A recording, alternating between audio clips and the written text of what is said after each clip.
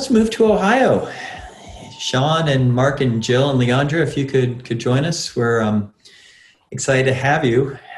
So again, this is our second check-in with our city partners. We were doing a series of these again throughout the fall to just kind of get a snapshot of what's happening in music scenes, music communities, especially communities that have been working closely with us as part of the Revs initiative. Last week, we had a really wonderful conversation with Seattle and King County, just kind of checking in with what's happening from a bunch of perspectives there.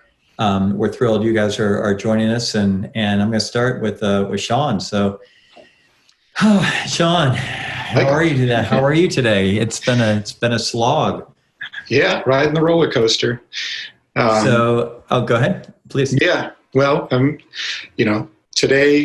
this week has been encouraging in some ways, but the entire summer has been a sort of a hurry up and wait, feeling like we are right on the verge of getting assistance at the federal level, and then feeling like the goalposts are getting moved on us. But as you pointed out on our pre-call, the latest on the national front seems to be trending positive, with Save Our Stages included in the House Democrats bill and in Treasury Secretary Mnuchin's counter proposal. And then news, I guess just in the last hour, I keep furiously checking my phone and refreshing, that Pelosi seems to be sending signals that there is room for compromise, especially in light of the jobs data, but also the COVID diagnosis. Yeah. So, well, let's back out a little bit and let's start. And I'm fascinated by your background, Sean. So why don't you tell us a little bit about how you got into music, and tell us about Happy Dog for those of us who have not had the benefit of spending time in Cleveland. Sure. So my history is I can't really hold a job for very long. So prior to starting the Happy Dog 12 years ago, which is my longest stretch, I was in finance. I was a stockbroker and a municipal bond trader. I went to law school and did international law, and ended up at the Securities and Exchange Commission in their Office of International Affairs the day before 9/11. And so spent much of the next 10 years working on anti-money laundering and counterterrorism finance issues, especially international standards. And in a weird way, that's what led me to music, because most of what we were doing was trying to manage risks, and our only measure of success was if nothing bad happened. And you had no way of knowing whether that was because of what you did or because nothing bad was going to happen anyway. So for me, coming back to Cleveland, where I'm from in DC, and starting the Happy Dog was a way of having a positive impact on the local level. Every night we have the opportunity to do something that has a positive impact on our community. And the risk is that nobody shows up, which is a much lower risk than the risk of something absolutely terrible happening. And so that's what we did. We made the decision out of the gate to support live, and we pay musicians 100% of the door, because we knew that they needed to be able to afford to make music, and we needed to make that investment in them. And then we've also used it as a community space kind of for everything else we're interested in. We have a world affairs talk series, Happy Dog Takes on the World. We have a science talk series called Life, the Universe, and Hot Dogs. And for those who don't know, Happy Dog, our specialty is hot dogs. So, but we really view ourselves as a community asset and a community space. And we take that responsibility seriously, and we take that commitment seriously. It's also why it's been so hard to be shut down during COVID, but we also take that seriously, the health and safety of our employees, but also all of the musicians and academics and everyone who takes our stage. Yeah. And, something we feels like we talk about every week, and again, for those of us, the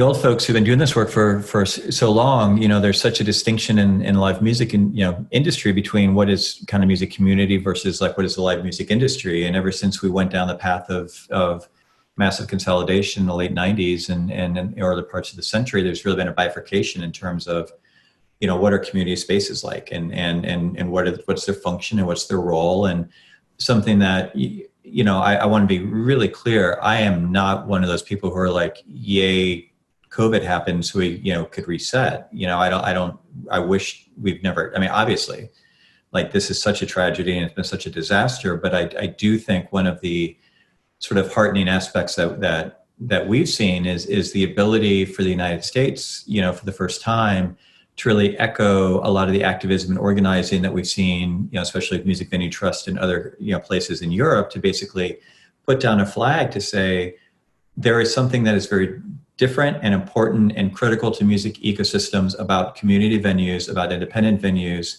and they serve, a fundamental role that we do not value through our political structures. We don't value through our economic structures. They're not protected. They're not, and if you take away the ladder of venues, you don't have music. And so, I know you've been deeply involved in the NEVA organizing, and I'd love for you to share, you don't have to do the whole story, but just a minute or so about like, what was your perspective about the National Independent Venue Association coming along? And, again, the notion that, and I don't have the power to jinx anything, but the notion that $10 billion of support is now, on the table. That's a massive number, for arts advocates. We think about, the annual NEA budget being $147 million, and the entire Corporation Public Broadcasting budget being around $600 million, $10 billion going towards independent music venues is transformative as a concept. And just talk a little bit, Sean, about like how you were able to, be part of the process of connecting, with all the other, sort of leaders in an organic movement that then has gotten to this point. Yeah, well, it's been probably the thing that's kept me sane throughout all of this. And it's because there are people all across the country in the same situation. What we saw 6 months ago before NEVA existed was this almost explosion coming out of Independent Venue Week and the work that Moose was doing there, very quickly kind of coming together in the form of National Independent Venue Association. I think initially probably under 250 venues 6 months ago when it started, up to over 2,800. And, I've been involved in the lobbying committee and the local organizing committee, which are really linked because it's lobbying kind of at all levels. And what you see and the feedback we get in talking to people who are in the organizing space and in the lobbying space is the effort, the passion of the people doing the advocating, but then also the grassroots movement, seeing that we were able to get more than 2 million messages to Congress in a short space of time, really sent the message that it's important to a lot of people. And then because we aren't running our clubs, we have the time to actually educate a lot of the politicians on what our role in the community is. And a lot of them have done fundraisers in our spaces, so they know us, but they also know that, when we put out the cry for help, a lot of people called them and said, help them. And it began an education process, not just with politicians, but also what we're seeing, especially through the local organizing, is there are different avenues. In some cities that have seen success, like Austin just last night, 5 million passed for local venues. Nashville in the last 2 weeks had 2 million pass. There are different avenues to work. In some cases, it's the Tourism Bureau and being associated with that. In Cleveland, we've been deeply involved with the nonprofit and the individual artist community. And I think one of the great things we're seeing coming out of Cleveland, Ohio, Ohio Citizens, and we see it in California with California Citizens for the Arts, is this acceptance that the arts and culture sector is a much broader entity, needs to be a much broader entity. It always has been than just the traditional nonprofit sector, because so many people are involved. And when you look at how many people are affected by the shutdown in the performing arts and the arts generally, I think there's a growing realization that we all need. Yes, we are all in it together, but that means we're actually in it. Traditionally, we haven't been in it.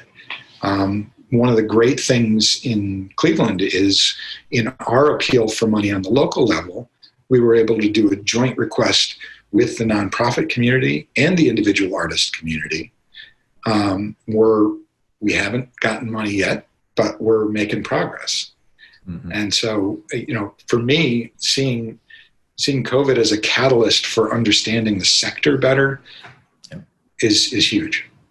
Well, and I think there are two sort of concepts that we talk about forever, which are, bordering on cliche, but one is, policy gets made by those who show up. And I think, what this year has shown is that a sector that did not have a natural constituency on Capitol Hill has been able to be extremely effective. And that's because of the second piece, which is, what is the difference between catharsis and strategy? And, in our social media world, it's very easy for us all to shout at the moon and just be, whatever, just, kind of say our piece, which is really important, and it's very important for mental health. It's important for a lot of things.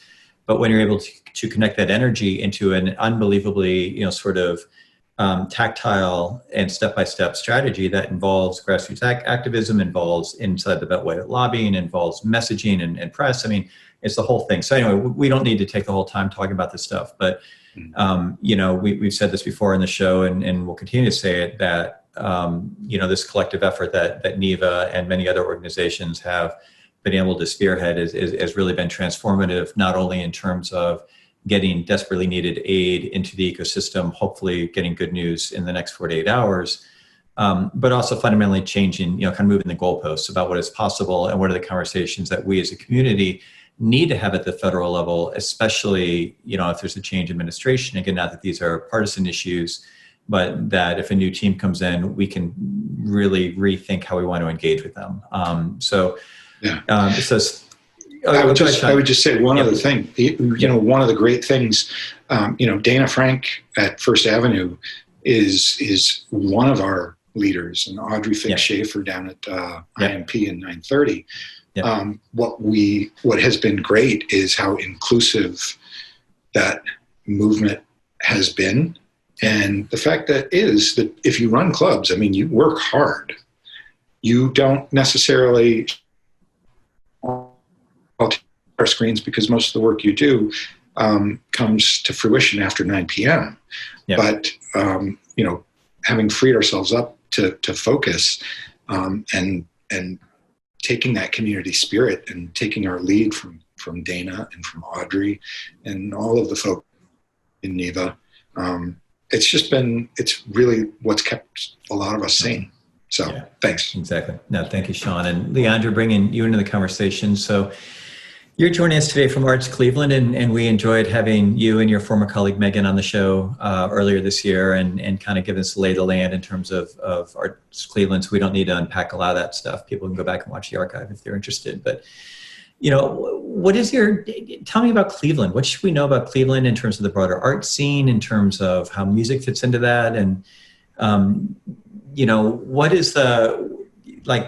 what are the characteristics of the community that you would really want people to know about, especially if you haven't had a lot of time to spend in Cleveland? Wow, yeah. Cleveland is a very musical city. We have, I would say, a very broad music scene in terms of different kinds of venues. Some venues that just have more of a theater kind of feel, and then other venues that have more of a they have bars and clubs and serve food. And I mean, our arts and culture sector is just very, very diverse. We have all sorts of smaller arts organizations, bigger arts organizations. I mean, we have Playhouse Square, we have just all sorts of venues. And so it's very, very diverse scene, just a lot to offer in terms of music, in terms of arts and culture. And that's where our work has really been involved in.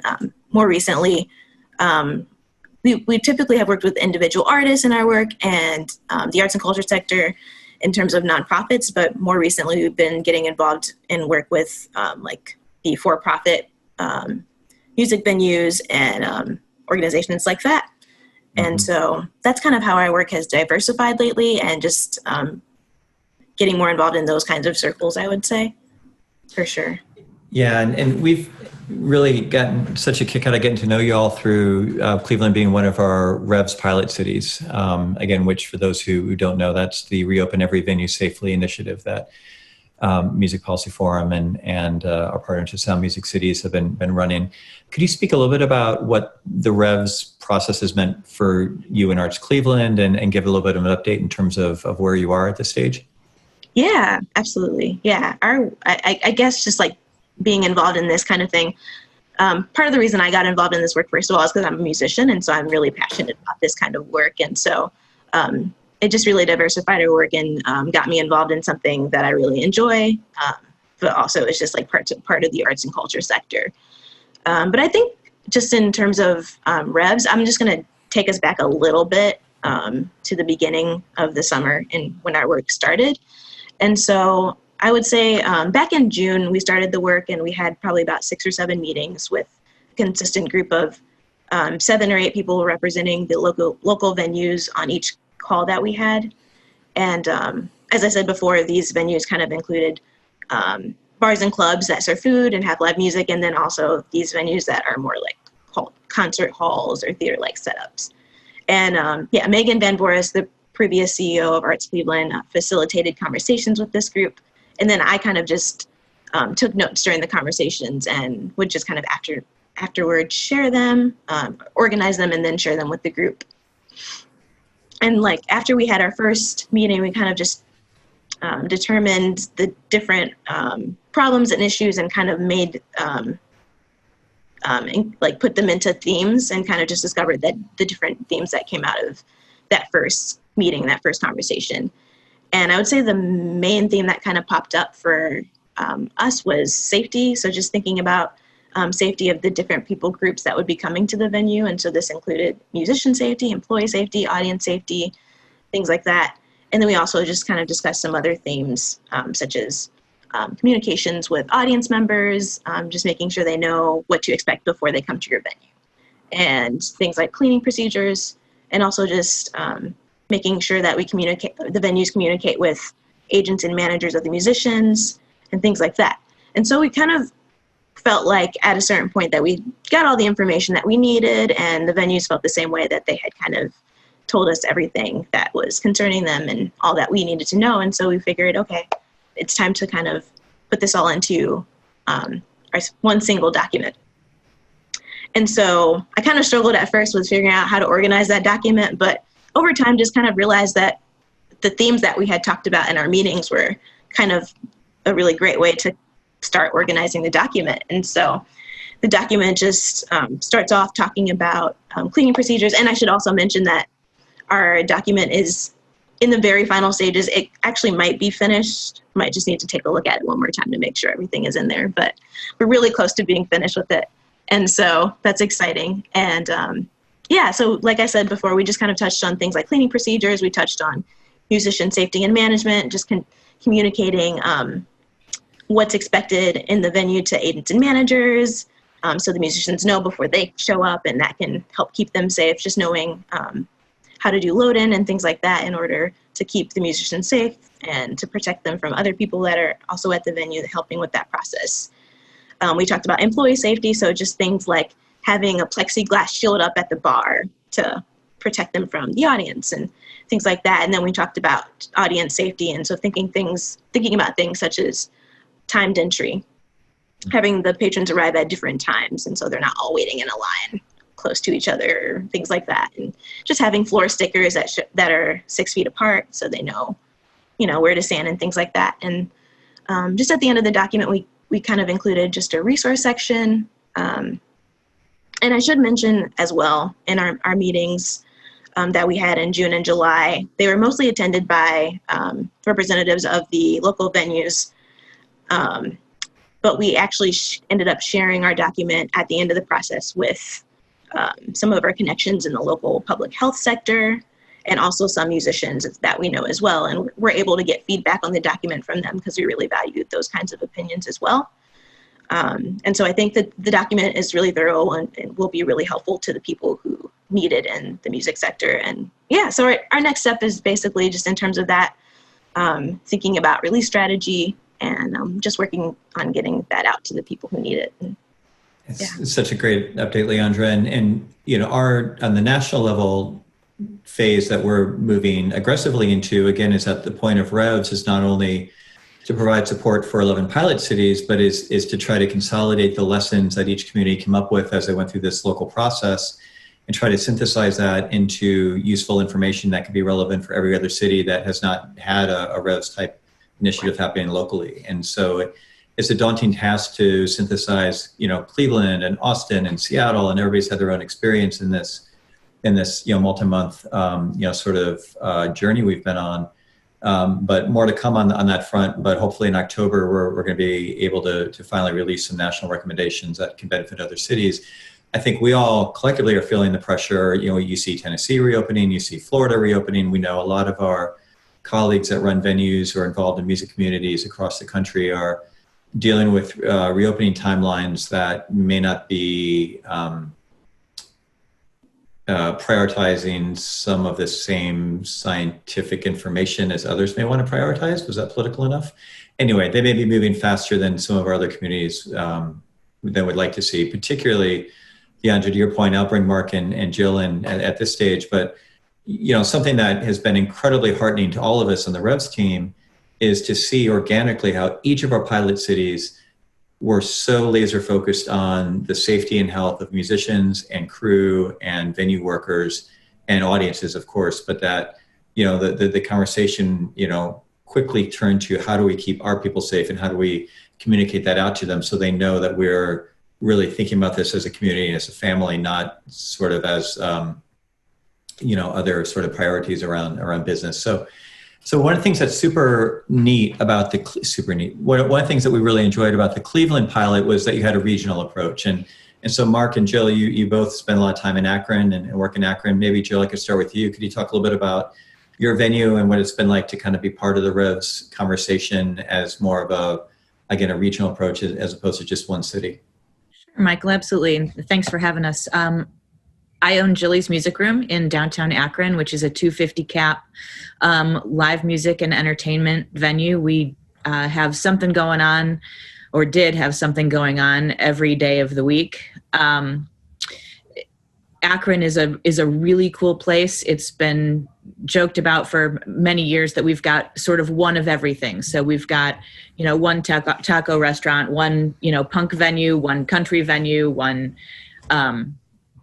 big theater, one mini theater. It's a great town. It's a super creative place to be. We've got an incredibly engaged and community-driven music family there.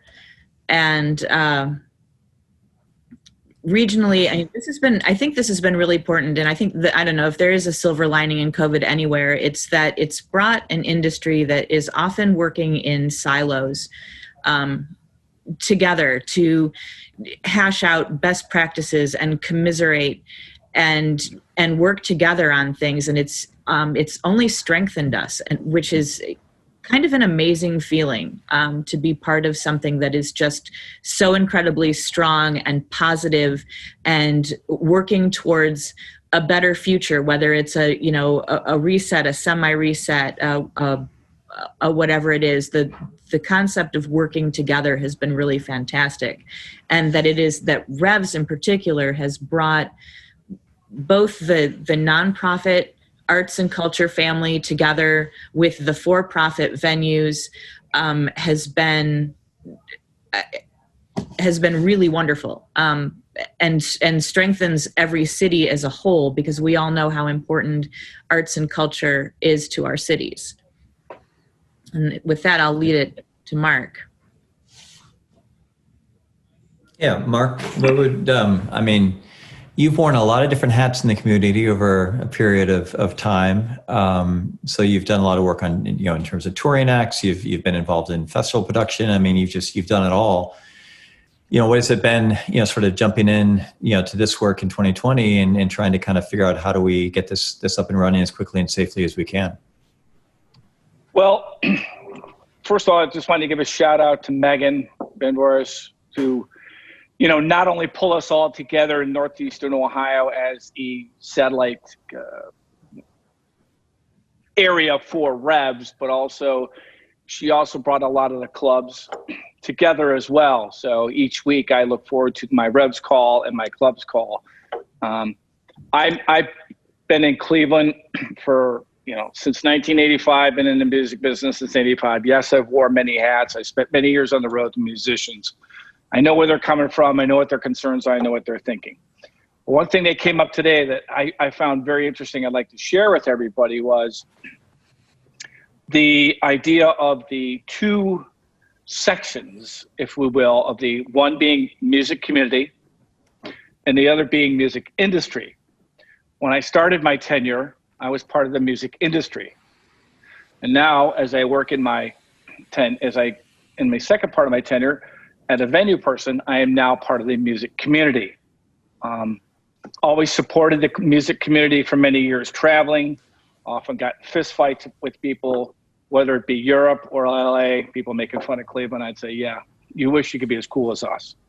So I think that in taking this document, creating this document, being part of Revs, is to take the information that we've learned, compile that information we learned, and make it into a living piece of work, make it into a living document so that we can share it with other places in the Northeastern Ohio area that are not part of the gang, that are not part of the, the weekly contingent. I just, our venue is 1,450.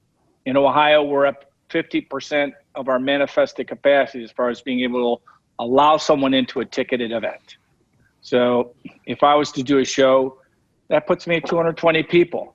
It's very borderline economically feasible for us, but there is a lot of what ifs that are involved.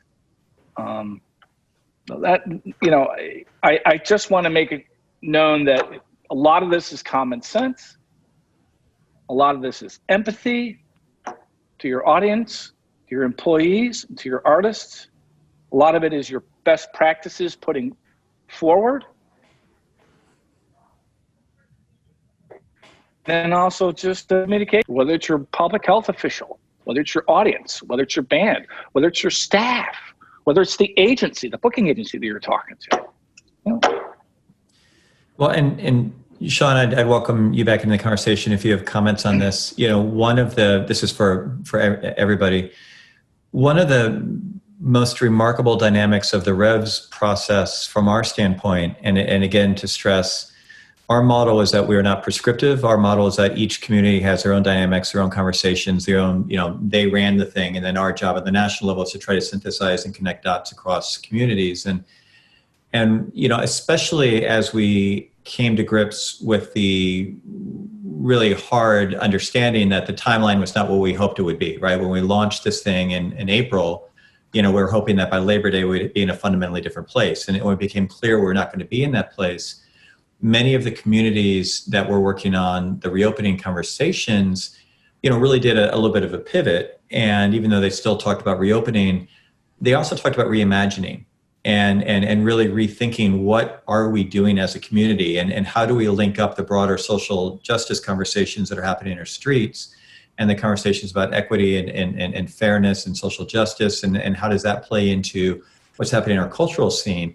And I'm just curious, and that's something that we're doing now, again, that's a big part of what's happening in the Music Policy Forum Laboratory is figuring out how do we merge these conversations and the power of across community collaboration and put that in a 2021 context, beyond just reopening. So we're thinking a lot about that. But I would just throw out to you all, what does kind of reimagining look like? What are things that these collaborations that you all are having? And something else I want to lift up that I don't think you all had a chance to emphasize is the deep relationships you have with local and statewide policymakers, that you have these meaningful, deep sort of connections at every level of government. What is that, do you have any thoughts about what that looks like, kind of moving forward around kind of reimagining how we can be doing things better, other than, again, simply trying to make it to a reopening standpoint? Sure. I think there are a lot of different ways things are getting reimagined. My focus is less on how do we move to streaming, how do we do that kind of work, and it's much more focused on the policy work and how do we get our voices heard. But what's great is this community is big enough that some people are focused on figuring out what can we do in the streaming space? What can we do to safely bring people together where we can? But, for me, certainly, I think we'll see a lot of the people who were involved in this movement getting involved in policymaking in all kinds of different forms, whether that's running for office or creating offices at local levels to address these issues, or getting people involved in policy making, not even just specifically around music, but around all sorts of local government thinking, because we bring a passion and a sense of community. So for me, there's that piece of it, but I'll leave it to others to share their reimaginings too. I think. Please, thank you, John. Sorry. Yeah, I think this is definitely giving us a really big chance to reimagine how we go forward. We're going to be doing and trying things that we haven't before, because the traditional, bringing the audience into our venues and bringing the audience that we need to help sustain our venues long term is going to take some time. And as we grow back to where we were, or better than where we were, or different than where we were, we're going to be doing different things. I started at the end of May doing a weekly live stream, from our stage to your couch kind of thing, and bringing in once a week of a favorite regional band to do a stream. And so far it's been really successful, and we offer it for free. This will probably be something that we keep up as we reopen, because there will be so many more people who will want to stay home but still be able to enjoy that live music experience, but maybe they aren't ready to go out yet. And I think this is going to be, just one of the new things that we continue to do and continue to offer our audiences and fans going forward. And I think, we definitely are seeing, when we talk about reimagining, we're definitely seeing like the micro things. Like we have tools that we didn't have before. People are becoming more accustomed to streaming. I mean, we've got those kind of distribution things. We also have the sort of bigger macro sort of dynamics that the industry that we inherited, the industry as of Christmas Day 2019, was not particularly functioning. There were structural major flaws that many of us have been working on for a long time.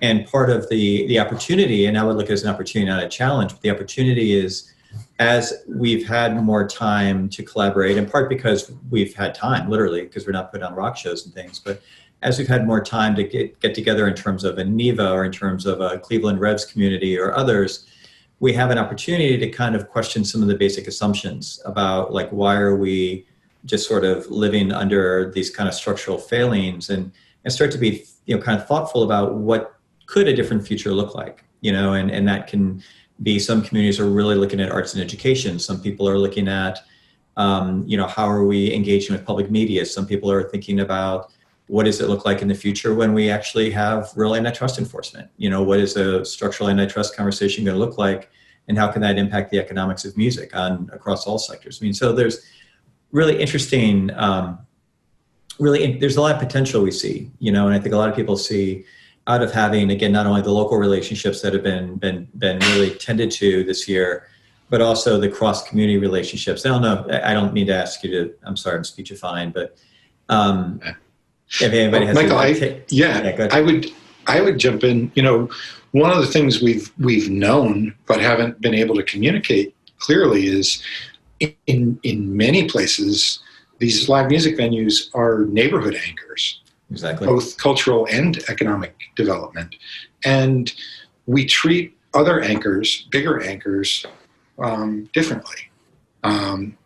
So when you're looking at this movement towards using arts districts to push economic development, realizing that if you're relying on people who are doing this from a pure grassroots perspective, who are creating value, how do you let them share in that value instead of monetizing it and turning it over in tax abatements to real estate developers who are much more adept in the policy field? So I think it'll be interesting to see if we see for like we've seen in the UK, to try and secure these spaces and protect some of the people who are creating this value. No, I appreciate that very much, Sean, and I think and we're actually we're at time, so we're going to have to wrap. But I think hopefully what our audience has had a chance to see today is it's been so interesting to see again the role of Arts Cleveland as the convener and as an organization that is cross-discipline, that has sort of tentacles all over the broader arts and culture scene.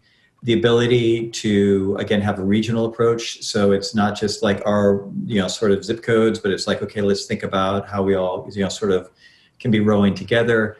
The deep integration with the local policymakers, the ability to tap up into the national sort of political conversations, and I think most importantly, what I just like to leave with is just this call to action. I hope that we all feel, which is that ultimately, we can't define success around like saving our stages and reopening our venues. It's really about how do we take this and build momentum and build power and really have agency to create the structures that we'd like to see in the future that are, again, going to be more equitable, more music friendly, more musician friendly, more audience friendly, and really, kind of recognize the value of music in ways that structurally we probably really have not been able to do very well in this country, certainly for the last 30, 40 years.